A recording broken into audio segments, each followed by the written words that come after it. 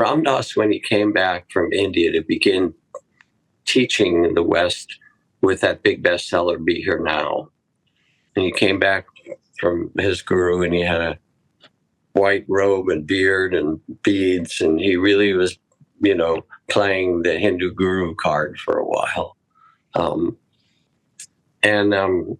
He was teaching in New York, big crowd of people.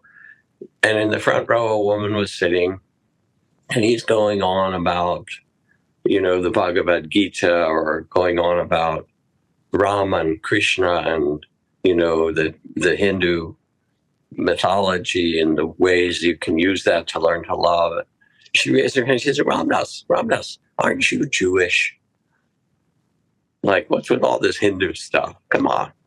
And Ram Dass said, yeah, I am Jewish, as I am. I was bar mitzvahed. Ram Dass was Jewish. And she said, so what about it? And he said, I love Jewish spirituality, especially the tales of the Hasidim, because they're just, the great Hasid masters are like those great Zen masters. Those stories are amazing. And the Kabbalah, which has these maps of consciousness, it's really beautiful in the Jewish tradition of caring for one another, tikkun olam.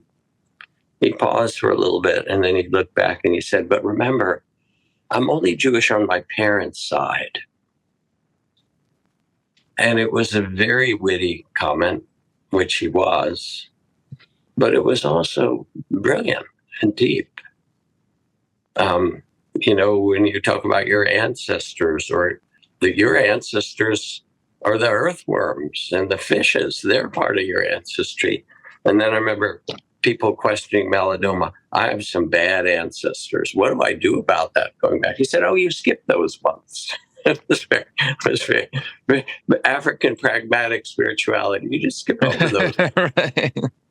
But so I'm really raising the question of identity, that spiritual practice is to be able to expand your identity without diminishing the individual, to remember your true divine nature, and also remember, your social security number, that you have a particular role. Central casting has placed you in this role at this time, and to not denigrate either side, but to feel the connection with all, and then let it empower the responsibility or the ability to respond in this particular incarnation you have. And when you understand it that way, then you can see you have all these identities. You're a parent, or you're a son, or you're a daughter, or you're a Catholic, or a Muslim, or a native, or you're a teacher or a student, or you're a leader or a follower. The thing is, you're all of these.